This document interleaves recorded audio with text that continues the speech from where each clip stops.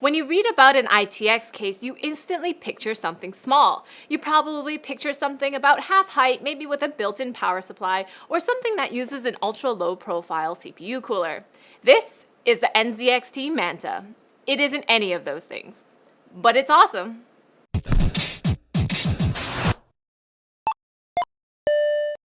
So what is the Manta? Well, it's the latest ITX-sized case by NZXT, or NZXT if you're Canadian, but they're American, so just for you, we'll call it NZXT. Now, as you may have noticed, it's not exactly the smallest case out there, but it's not designed for that. Let's start by taking a look at the outside. First thing you'll notice is the curved outer panels. So far, depending on who we've asked, it's either a beautiful sculpture or an ugly bulge.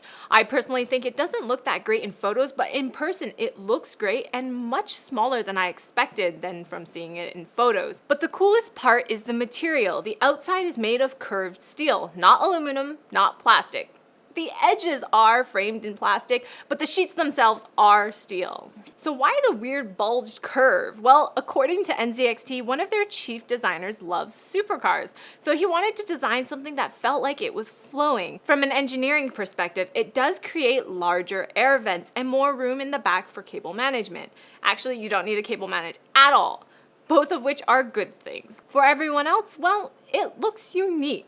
Pictures don't really do it justice either. It looks much better sitting on your desk in person. On the front, you get a nice clean panel that easily snaps off to reveal the fan filter.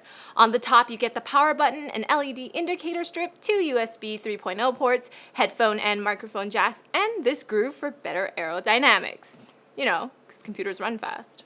On the right, you get a plain panel, and on the left, you get one of the largest windows available for an ITX case. It's so big, in fact, NZXT even includes a power supply shroud, like in some of their other cases. The logo even lights up, and luckily it's not blindingly bright, and it's connected to the I/O lighting button in the back, so you can turn it on and off. And unlike the H440, you can have just the rear I/O light, just the shroud light, or both on. The shroud also has some ventilation on top since your video card will be sitting right against it. It's decent airflow, but a blower style card is probably the best match for this case. Continuing inside, you'll start to notice how much room there is to work with.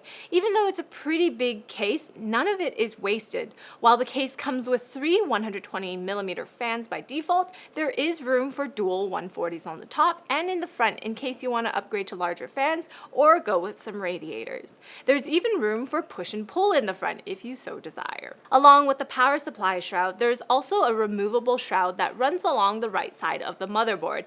It's great for hiding all of your ugly cables, especially the 24-pin motherboard one. But because it's ITX, we recommend you double check your motherboard's layout. Some ITX boards have the 24-pin coming out the top, so you don't get to use the shroud. Another thing we noticed was the lack of rubber grommets in the motherboard tray. Now, this would normally be a big deal in a full-sized case, but with the Manta, all the holes are basically covered once you build in it, and the steel shroud on the right looks hell of a lot better than rubber grommets. The cover also provides coverage for the 2.5-inch mounts, which attach by tiny little sliding trays. As our friends over at Hardware Connects pointed out, it currently only works with SSDs around 9mm and thinner. Even though the NZXT Q Plus looks like it would be a perfect fit, it hits the shroud and won't fit in. In the back, you get even more room than normal thanks to the bulge in the side panel. You'll find 2 3.5-inch drive mounts there along with a built-in PWM fan controller. It's great to see this included since ITX boards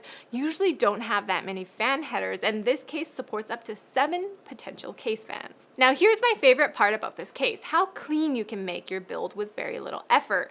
For our system, we used a Gigabyte Z170N Gaming 5 ITX motherboard, NVIDIA Titan X, 16 gigs of HyperX Predator DDR4 memory, 2 HyperX Fury SSDs, and a Seasonic 650-watt power supply. There's a ton of room underneath the power supply shroud for you to hide all your cables in, and you can basically use a power supply as long as the case itself. We used some Cable Mod sleeved cable extensions, but as you can see, the case is so good at hiding cables that you don't really need to use them. Even regular flat black ribbon power supply cables will look great. As you can probably guess, guessed by now, this is a very user-friendly case to build in. Whether you're starting out building a basic desktop or you're an enthusiast looking to do some water cooling, everything is super simple yet flexible enough to accommodate almost any build.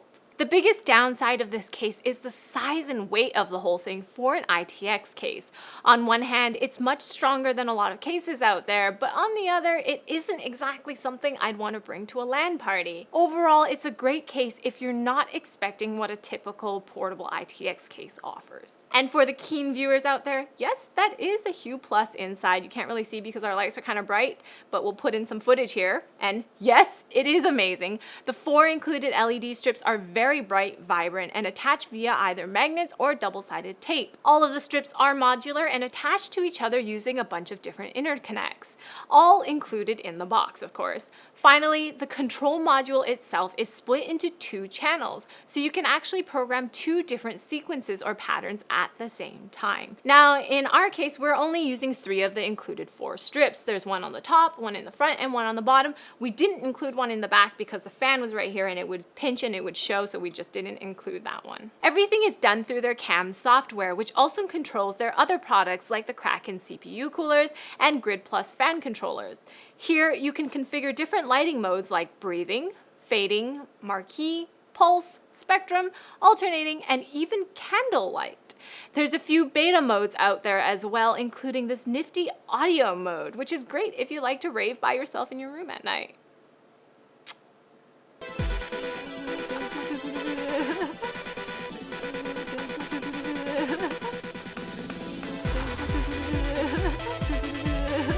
Overall, it's a great case that offers the functionality of a full-size tower in a smaller form, but because of that, you're losing out on some of the typical smaller, lightweight ITX features. What do you guys think of the NZXT Manta case? Leave a comment down below. That about wraps it up for this review. Thank you guys so much for watching, and don't forget to check out our other videos right over here. Follow us on Twitter here, and as always, don't forget to like the video, comment for fans with benefits, and subscribe for more videos like this from NZXT. See ya!